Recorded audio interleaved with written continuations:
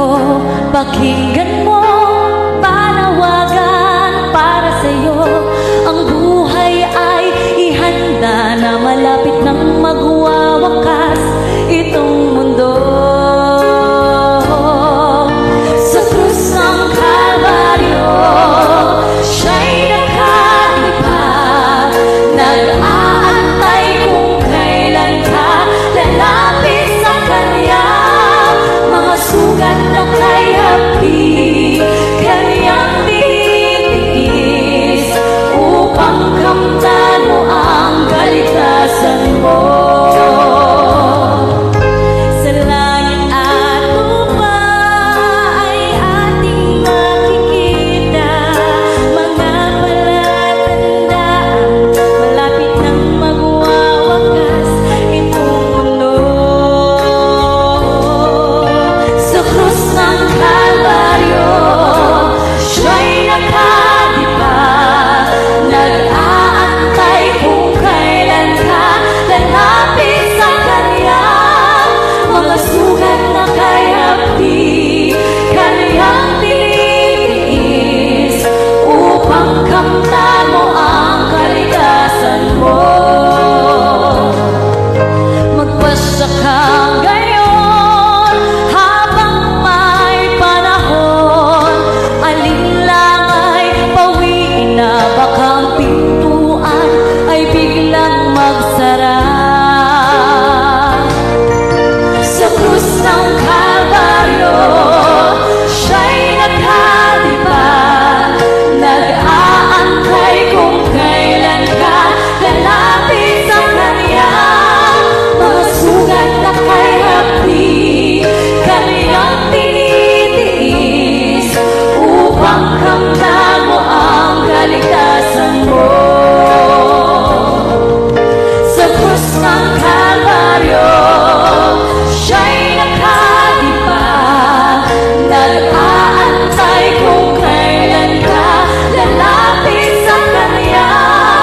Mga sugat na kay hapi, Kanyang tinitiis, upang kamtan mo ang kaligtasan mo. Upang kamtan mo ang kaligtasan mo. Upang kamtan mo ang kaligtasan mo.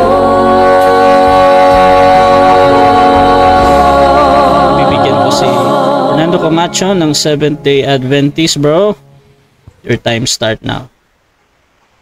Alright, muli po, hangad po ng inyong malit na lingkod kay Kristo, Brother Fernando B. Camacho Jr., isa pong maliit na kaanib at simpleng membro ng Seventh-day Adventist, na ang ating Panginoong Jesucristo ay isa pong lehitimong Sabbath keeper at hindi Sunday keeper.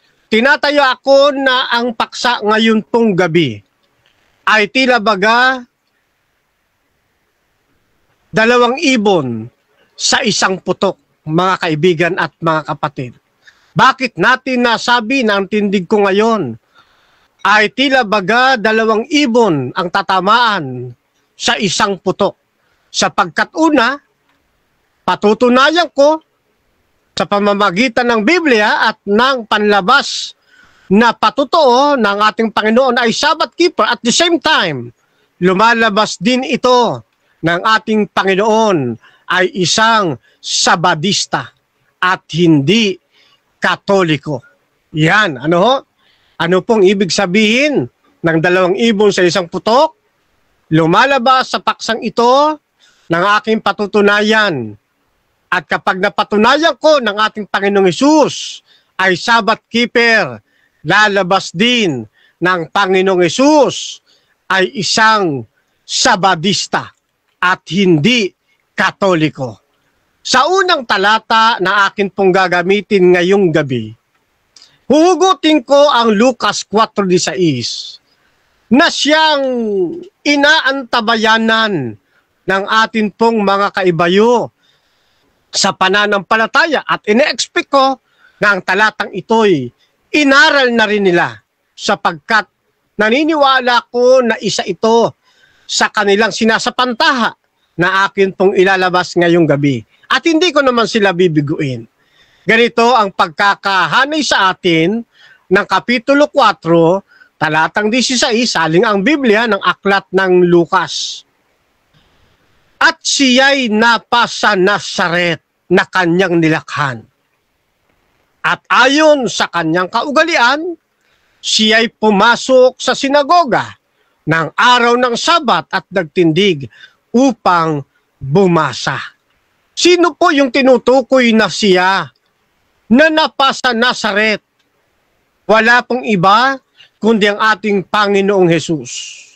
Siya po ang napa Nazaret na kanyang nilakhan. At ayon sa kanyang kaugalian o sa kaugalian ng ating Panginoon Kristo, mula sa kanyang pagkabata hanggang sa siya humusto na gulang, ugali na niyang pumasok sa sinagoga ng araw ng Sabat at nagtindig upang tumindig, ang wika rito, at nagtindig upang bumasa. Tandaan natin, ang ating pong Panginoon Kristo ay isa pong Hudyo at ipinanganak sa ilalim ng kautusan. Bilang isang Hudyo, mahigpit sa kanila na sundin ang pangingilin ng Sabat at ang iba pang mga batas. Bilang isang Hudyo, ipinanganak sa ilalim ng kautusan ang ating Panginoong Jesucristo ay nakatitiyak tayo na ang kanyang pagpasok sa sinagoga ng araw ng Sabat ay hindi isang simpleng pagpasok, kundi ito'y isang akto ng kanyang pangingilin bilang isang Hudyo. At siyempre, katulad ng ating nabanggit, ang ating Panginoon Jesucristo sa kanyang kaugalian mula sa kanyang pagkabata, pumapasok siya upang mangilin sa araw ng Sabat. Saan niya nakuha ang ganitong kaugalian? Siyempre po mga kaibigan, walang iba kundi sa magtuturo sa kanya ang kanya pong magulang. Ang kanya pong ina na si Maria. Kaya kapwa ang ating Panginoon Jesucristo at ang kapatid na Maria, kapwa ho sila Sabadista. Bakit? Sapagkat pareho po silang nangingilin ng araw ng Sabat. Bagamat sa talatang 4:16 ng Lucas, salamat, ang ating Panginoong Jesucristo ang isang subject ng pagkakaturan sa atin ng ating Panginoon ay pumapasok sa sinagoga ng araw po ng Sabat. At sa pagkakataong pagpasok niya sa araw ng Sabat na ito, siyaan niya'y nagtindig upang bumasa. Isang aktong kaugalian na ginagawa sa araw po ng Sabat. Yan. Kaya naniniwala tayo mga kaibigan, mga kapatid, na ang araw ng Sabat sa kanyang pagpasok, yan po isang akto ng pangingilin. Diyan po sa tinatawag na Day of Worship. Kung hindi man Day of Worship, yan ay tinatawag na worship service o isang banal na araw, holiday sa ibang termino. At yan po'y walang iba mga kapatid. Yan pong holiday na yan, na yung binabanggit nating day of worship na yan, na yung worship service na yan, na holiday sa 4:16, yan po ay araw ng Sabado o sa wikang Ingles, isinaling Saturday. Kaya para maging valid ang pagtutol ng negative side, patunayan ng negative side na ang 4:16 ng aklat ni Lucas ay hindi isang pangingilin na ginawa ng ating Panginoong Hesus. Patunayan din ng negative side ng araw ng Sabat ay hindi day of worship kagaya ng ating paninindigan. Hindi yan worship service o hindi yan holiday o di kaya hindi yan Saturday upang manaig ang pagtutol ng negative side. Hanggat hindi po naninigit ng negative side ang puntong ito, mananatili sa kaisipan ng mga manunood ngayong gabi at makakasubaybay pa ng ating Panginoong Kristo ay tunay na nangingili ng araw ng Sabat. Hindi siya Sunday keeper. 10 ng kanyang ina. Pareho silang Sabadista. Bakit Sabadista? Sapagkat nangingilin sila ng araw ng Sabat. Oh?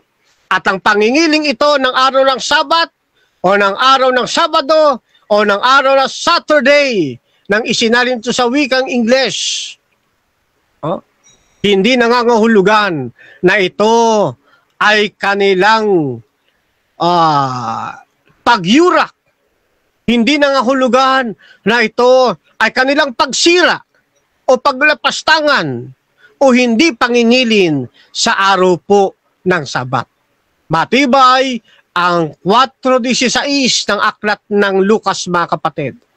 Kaya sa tagpong ito ng aking unang pagpapatotoo, ang araw po na ipinangingilin ng ating Panginoong Jesucristo, hindi po araw ng linggo. Karagdagang assignment mula sa ating negative. Babasa naman siya ng ating Panginoong Jesucristo ay pumasok sa unang araw ng Sanlinggo. Nagtindig upang bumasa. Babasa rin ang negative side ng ating Panginoong Jesucristo ay nangilin ng araw ng linggo. O di kaya ibabasa sa mga English na salin ng ating Panginoong Jesucristo ay nagkikip ng Sunday. Hanggat wala po siyang mababasa ng ating pong Panginoong Jesucristo ay Sunday keeper, lalabas po isa lamang haka-haka ang pagtindig ng negative side sa takbong ito o sa tagpong ito. At nananatili ang katotohanan, Seventh-day Adventist ang siyang nasa tugatog pa rin ng tagumpay sapagkat siyang inaalalayan ng Diyos. Maraming salamat po. Okay mga kapatid, at dyan nagtatapos ang unang pahayag ng ating affirmative. Fernando Camacho ng Seventh-day Adventist. Kaibigan ko, pakinggan mo, panawagan para sa iyo ang Okay. Next question, Mr. Camacho. Sabi mo sa chapter 4 verse 16 ay nakaugalian na ng Panginoon na pumasok sa sinagoga. Sa verse 16, meron ba tayong nababasa categorically, verbally, literally, na nagkikip ng Sabat ang ating Panginoon? Meron po. Yun pong mga terminong ginamit ko kanina doon sa 4:16, ayon sa kanyang kaugalian. Siya po ay isang Hudyo at ang isang Hudyo, ugali nila na mangilin o magkip ng araw po ng Sabat. Ang ating Panginoon Jesucristo, isang Hudyo, Time stop muna. So, objection talaga tayo muna, no? Negative, ano yan? Ang hiningi ko po yung Mr. Moderator, no? Yung verbally and categorically and literally na word by word na sinabi talaga na si Jesus ay Sabbath keeper doon sa verse na yon na sinabi, no? Iba kasi yung salitang kaugalian. Okay, nakuha ko na, bro. Iba yung nagkikip. Okay, so yung objection mo, bro, ina-analyze ko. Ito yung kung paano sumagot si Camacho, yun yung ino-object mo. Ngayon, dito tayo sa counter objection or hahatol na ako, Camacho? Yes, meron nga po. Yun po ang aking sagot. Doon sa kanyang categorical question. Meron nga. Kasi yung salitang kaugalian dyan, isa po siyang Hudyo at ang isang Hudyo, talagang nangingilin sila ng Sabat. Ipinanganak ang ating Panginoon sa ilalim ng kautusan. Okay. So, ito yung ating decision, mga kapatid. So, yung sagot niya, bro, ay meron. Now, I know hindi ka talaga tutul ka sa mga pahayag niya, pero mamaya siguro dyan mo mamaya mo na lang i-rebat pa kumbaga. So yun yung pinakasagot niya sa tanong mo. Proceed sa next question, bro. 4 minutes and 58 seconds. Okay.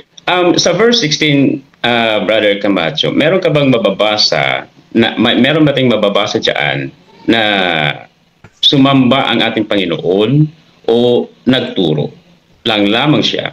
Nagbasa lamang siya? Meron po yung salita pong ayon sa kanyang kinaugalian. Siya po ay isang Hudyo at ang isang Hudyo ay legit na pumapasok sa araw Sabat upang mangilin. Ang pangingilin, ang pagsamba ay nasa ilalim po ng pangingilin bilang isang Hudyo. Okay.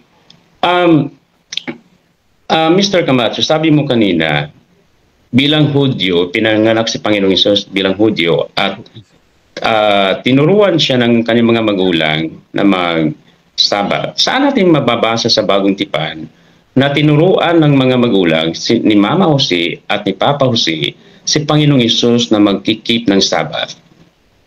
Dito po sa Lucas 4:16.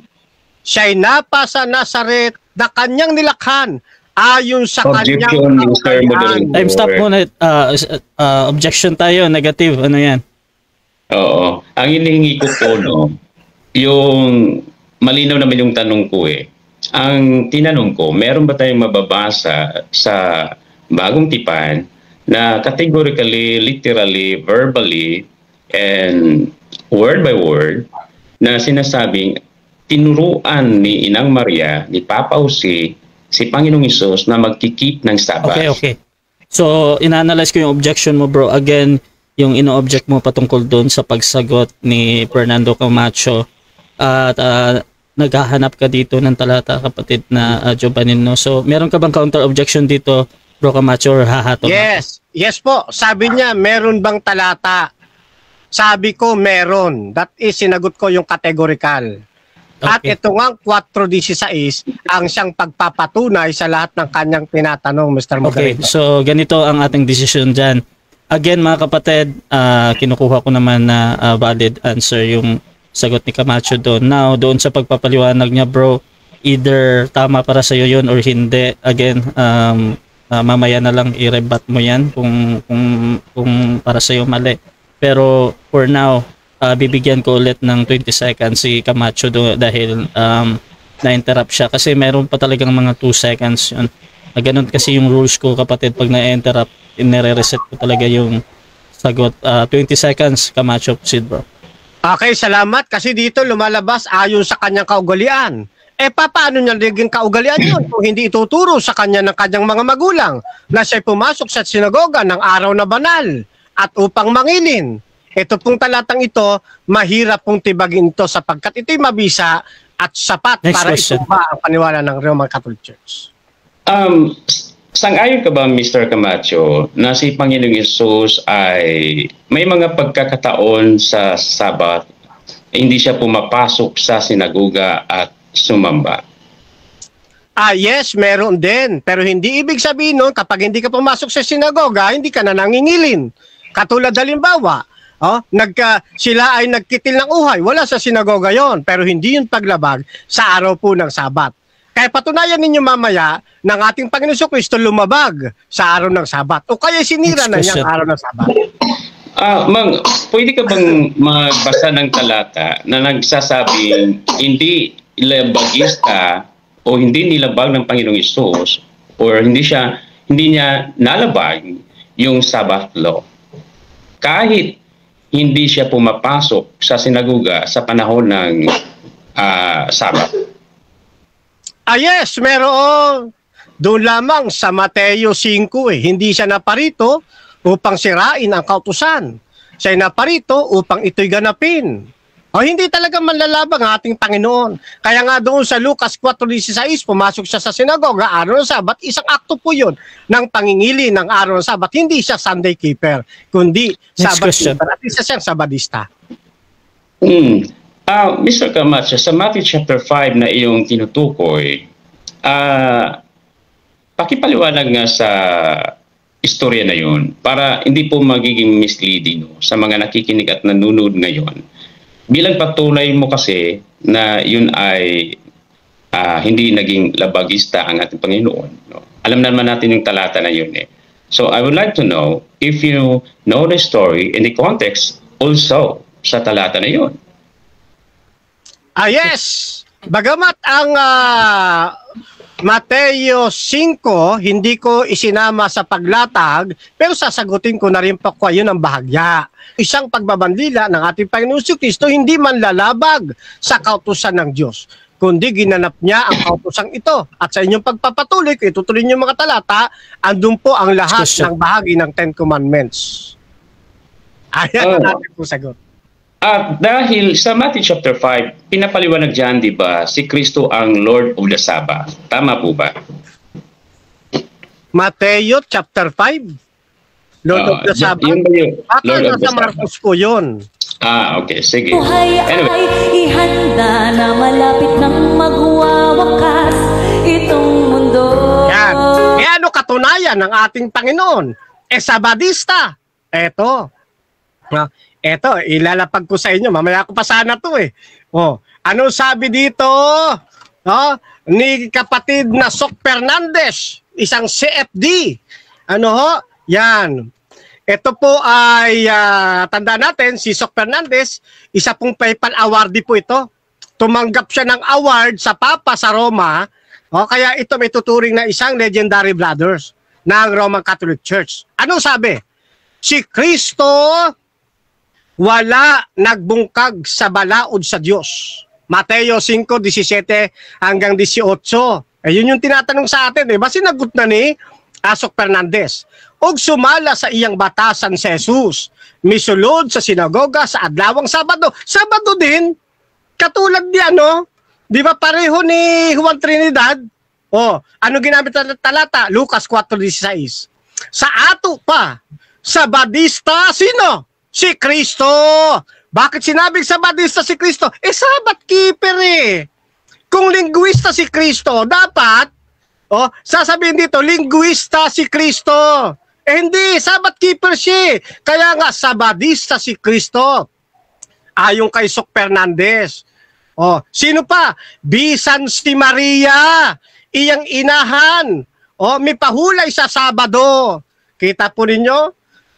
Siyempre kung Sabbath keeper si Maria, sino magtuturo kay Kristo sa kanyang pagkakataong tao habang siya'y maliit pa hanggang sa magbinata? Hindi ba't yung kanyang magulang, si Maria? Di ba? Ayan talata na mga kapatid. Sabadista talaga siya. Hindi siya Katoliko. Kaya basahin ng kapatid natin mamaya. Si Kristo, linguista. Pag walang mabasa, talo na ang negative side. Tandaan niyo yan Pag walang mabasa, talo na ang negative side. Ngayon. Eto. Babasa pa ako ng ng isa dito sa nobena. Ito maganda to. Nobena ito eh. Yan. Ano sabi? Nobena la Glorioso. San Miguel Arcangel. Yan Ano sabi? Ingon sa nabatasan si Jesus siya misulod sa sinagoga sa adlaw ipagpahulay. Si Jesus Sabadista diay. Lucas 4:16. Kita mo na? Si Jesus mao ang atong panig-ingnan. Sundo nato siya. Dapat palang sundin. Si Birhen Maria mismo Sabadista. Usab. Kita mo, Sabadista pala sila, hindi linguista. Kaya ang ating Panginoon, Sabbath keeper. May pahulay siya sa Sabado, sumala sa sugo. Lucas 23:53 hanggang 56. Malinaw ba mga kapatid? Malinaw! Kaya Sabbath keeper ang ating Panginoong Kristo. Sabbath keeper siya. Doon nga sa Galatia 4 Basa ulit tayo Galatia 4:4. Good News Translation. Ito, gawa ito ng mga kaibigan nating Roman Catholic Church. But when the right time finally came, God sent His own Son. He came as the son of a human mother and lived under the Jewish law. Di ba? Under the Jewish law. Oh, ano ibig sabihin? Talagang sumusunod si Kristo sa pangingili ng Sabat. Nasa ilalim siya ng Jewish law. Oh, kasi isa siyang Hudyo. Maliwanag yun, mga kapatid. Oh, galing siya sa lipi ni Huda. Kaya talagang mangingilin siya ng araw ng Sabat. Kaya nga binsag sa kanya, Sabadista, sabi nung mga authority. Yan. Pusong Kalbaryo, siya'y nakalipa, So, sabi nyo, Sabbath keeper ay iba sa nag-observe. Okay? So, tanong ko po sa inyo, pag nag-observe ba, ang ibig bang sabihin nito ay hindi siya Sabadista? Ano po yun? Pakiulit nga sa tanong. Time stop. Okay, sabi po ninyo, stop the clock naman yan eh. Yung pagiging Sabbath keeper, iba yon sa pag-observe lang ng Sabat. Kaya ang tanong ko sa inyo, kapag ka nag-observe ba si Kristo ng Sabat, hindi ba ito nangangahulugang Sabadista siya? Yes or no? Well, hindi po, no? Kasi si Kristo naman, sabi ko nga, paulit-ulitin ko yung punto ko, si Kristo po ay hindi po saklaw sa Sabat na batas. Ang saklaw po, yung mga Hudyo, kaya nagiging Sabbath keeper sila. Kaya sila naging Sabadista. Pero kayong mga SDA, hindi po kayo mga Sabadista. Kasi hindi naman kayo mga Hudyo eh. Next question. Okay, next question. Sabi mo, hindi Sabadista si Kristo. Sabi rito, ng inyong si Sok Fernandez, Sabadista si Kristo. Sino ang paniniwalaan ko? Ikaw o si Sok Fernandez? Objection, Mr. Moderator. Time stop. Objection. Anong objection natin? Objection natin, Mr. Moderator. Kami naman kasi nag-uusap, no, ni Mr. Camacho. Pwede naman magkuha ng mga references. Wala pong problema yun. No? Pero pagka sabihin mong sinong paniniwalaan ko, ikaw o iba na pong usapin yun. Okay. Oo. So, again, yung objection mo, bro, patungkol doon sa kung paano niya tinanong. Bro Camacho, meron ka Counter. objection, bro? Yes, ang author kasi nung nakalapag ko sa screen, si Sok Fernandez, isang CFD, no, na nakatanggap ng Papal Awardee. Kaya tinatanong ko po, kasi sabi ni Sok, Sabadista si Kristo, sabi naman ng ating negative, hindi. So sino paniniwalaan ko? Siya ba o si Sok Fernandez? Well, itong sagot. Okay, wait lang bro. Okay. So, ang counter objection din ni Camacho patungkol doon sa references ng kasamahan ng affirmative, no? So, during kasi sa rebuttal stage, una, pwede na tayong magtanong dyan, basta related lang sa topic. At pasok naman ito, mga kapatid, at doon din sa kanyang pagtatanong, ay valid naman yung question niya. Ngayon, Brother Jobanil, paano mo to sagutin, bro? Okay, sasagutin natin. Sasagutin natin. Okay, bro. Okay, ganito. Kung sa tanong mo, kanino ka maniwala? Maniwala ka kay Sir Sok.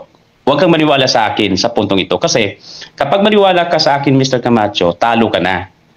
Kasi ang ibig sabihin nun, pumabor ka na sa akin. No? So, mas mabuti doon ka kay Sok maniwala, wag sa akin muna. Kasi nagdidebate pa tayo. Kaya yung tanong mo, mali. Next question. Okay. So, dahil kay Sok Fernandez ako maniniwala at hindi sa'yo, mali pala yung sinasabi mo na hindi Sabadista si Kristo. Tama? Hindi rin. Hindi rin mali na hindi Sabadista si Panginoong Hesus. Kasi salita ko to eh. Iba din si Sir Sok, no? Kaya hindi mo pwedeng ihambing sa akin, gamitin yung salita ni Sok laban sa akin. Kasi opinion niya yun. Iba din sa akin. Mayroon kaming iba, bilang nag-aral sa seminary, meron din kaming ibang pananaw. I mean, mga pahayag. So sa akin, sa puntong ito, dahil ito yung tinindigan ko, maninindigan talaga ako na hindi Sabbath keeper. Okay. Bukod kay Sok Fernandez, meron pang nobena kayo na nakalagay dito, Sabadista si si Jesus. Kayo po ba, meron po bang nagsasabi na inyong lathalain na si Kristo'y linguista? Meron po ba o wala? Clarification, Mr. Moderator. Time stop. Okay, clarification. Ano yan? Ano ba yung gusto niyong malaman? Yung sa simbahan natin na nagsabi or sarili ko lang o ibang tao? Kasi hindi malinaw eh. Dapat kung magtanong, dapat malinaw. Okay. No? Hindi naman tayo bobo para hindi makain. Okay. Hindi malinaw eh. Okay, bro. So, meron bang counter Yes, hindi naman to meron. counter. Hindi naman to counter. Clarification yung ginawa ni Jobanil. Ngayon, pero- anong masasabi ng ating Yes, siyempre labasan ito ng dokumento. Alangan naman ng pag-uusapan namin, chismis. Documents by documents ang usapin. Parang korte ba? Si Sok Fernandez, sabi ko, merong nagsasabi na iba pa na si Jesus Abadista. Tinatanong ko naman siya, sino ba naman ang meron pa bang ibang malatalain nakakampi sa kanya? Na si Kristo o si Jesus ay linguista. Meron ba o wala? Okay. Pakiulit nga, Mr. Moderator, kasi na out of focus ako sa meron kasi akong ni-replyan. Okay. So, bro, naka-time stop ito, bro. 4 minutes sige. at 8 seconds pa din ito. Pakiulit daw yung tanong at please, Jobanil, bro, ha? Be Sige. attentive, bro, ha? Sige. Sige. Eto tanong, mayroon bang mga lathalain kayo sa panig po ninyo, nakakampi sa inyo, na nagsasabing si Jesus ay linguista? Meron po ba o wala? Mr. Moderator, clarification lang, no? Request ko lang kay, okay lang ba? Okay, time stop. Naka-time stop pa din Ilang- ito. 4 minutes at 8 seconds pa rin na. Clarification lang. So, ganito. Tatanong ko lang, ilan bang objection yan? Hindi, kasi ito, bro. Clarification ba? Wala pa akong bro sa clarification. Sige. Ang bira to. Bro, Jobanil, again, anong clarification yan, bro, sa kabila? Medyo malalim kasi yung Tagalog na Pwede ba Englishin mo na lang, Mr. Camacho? Mas madali ko pong maintindihan kapag Englishin mo. Can you please translate into English? Okay, Yung tanong mo. Bro Camacho, anong masasabi mo doon sa clarification? Yes, request denied. Okay. Kasi mahina ako sa English. Okay, so balik natin, bro. Kala mo, Jobanil, sagot, bro. Okay, meron. Yung mga kasama ko sa isda. Si Master John Real Haroy. Ay, no? objection, Mr. Moderator. Time stop. Okay, anong objection natin? Ang hinahanap ko lathalain, mga books, mga pamphlets, or mga na legit sa RCC. Tingnan mo, counter-objection, Okay. Mr. Moderator. Wait lang, bro Jobanil. Ina-analyze ko yung objection ni Camacho. Sa kanyang pagtatanong, ang hinahanap daw niya yung mga legit publication and any books doon sa RCC. Anong counter-objection doon? Mr. Moderator, yung nga sabi ko sa kanya kanina, dapat Englishin. Hindi ko naman masyadong naintindihan yung unang word niya, masyadong malalim eh. No? So, next time around, Mr. Camacho, no? Oo, mag-object ka lang. Huwag mo kong tirahin. Wait lang, bro Jobanil. Sa akin ka makipag-usap, bro. ganito. So, I think yung problem dito, yung hindi mo masyadong nadinig yung tanong. At, Hindi, nadinig ko naman, Mr. Moderator. Hindi ko lang masyadong kasi masyadong malalim. yung sa tanong. Hindi siya So, again, malalim. bro. Sabi ko, aklat. So, Meron ba lathalain, aklat, pamphlets? aklat daw yun yung natala. Hindi. Ngayon lang kasi sinabi na yun. Okay na. Okay na yan. So, bro Jobanil, ano daw lathalain, bro? Sagot ka, bro. Yung mga sulat ni Sir Sok Fernandez, ang dami kaya doon, 'di ba? In fact, yung na misrepresent mo nga paggamit yung mga sulat ni Sir Sok Fernandez no? Kasi mali naman yung mga kino-quote mo, no? Na out of context ka doon, Mr. Camacho. Kaya lumalabas na parang pabor sa iyo. Hindi naman Kung basahin mo yung buo, Next Okay, next question. Sabi mo, na-miss, Okay, pakilapag mo nga yung sulat ni Sok Fernandez tungkol sa pagkakamali na sinabi niya na sabadista si Kristo, bisan si Maria. Asaan yung aklat? Okay, sige Mr. Moderator. Mr. Moderator, pwede mo ba akong bigyan ng sapat na oras para papuntahan ko muna sa Zamboanga si Mr. Sok? Okay, gusto niya ng ano eh. Okay. Bro, wala po tayong ganyan na pagkakataon kasi 20 seconds na talaga yung ibibigay ko sa iyo. Yes. So, biro lang. Bro. so bro, sagot ka bro. Wala akong dalang libro dito kay Sir Sok, no? Ay kung kailan ka lalapit sa kanya, mga sugat na kay Naman tayo sa final conclusion ng ating affirmative. Fernando Camacho, Seventh-day Adventist, your time start now. Okay, so sa aking huling mga oras mga kapatid, tama lang ang sinasabi sa Dakilang Pag-asa. Ano po sabi? Ang isang dahilan kung bakit napakaraming teologo ang walang malinaw na pagkaunawa sa salita ng Diyos, sapagkat ipinipikit nila ang kanilang mga mata sa mga katotohanan na ayaw nilang isakabuhayan. Napakalinaw na sinasabi nila Sok Fernandez na ang ating Panginoon ay sabadista, ay ayaw pa rin maniwala. Ipinipikit ang kanilang mga mata. Maging dito, dito sa hawak ko ngayon, Katisismo para sa Pilipinong Katisismo. Anong sabi diyan? 909. Si Jesus at ang Sabat, bagamat nasusulat sa 4 na Ebanghelyo, ang pagkamasunurin ni Jesus sa pagtupad ng Sabat. Kaya tama lamang nasabihan siya ni Sok Fernandez na sabadista. Pati si Maria sabadista rin. Bakit? Nangingilin sila ng araw ng Sabat. Walang napatunayan ang negative side ng ating Panginoong Jesucristo, linguista. Ang napatunayan ngayong gabi, ang ating Panginoon ay Sabat keeper. Sabi ni Sok Fernandez, sabadista siya. Inulit pa sa nobena, sa glosaryo, si Birhen Maria mismo sabadista. Si Jesus, sabadista di ay. Lucas 4:16. So ngayong gabi mga kapatid, ay nanatili pa rin ang pagtitindig natin sa katotohanan, ay nananatili pa rin Sabat keeper ang ating Panginoon. Hindi siya Sunday keeper. Purihin ang Panginoon sapagkat muli na namang naiwag-iway ang katotohanan. Okay, so dyan natatapos mga kapatid ang debate natin between Seventh-day Adventist and Roman Catholic Church mga kapatid.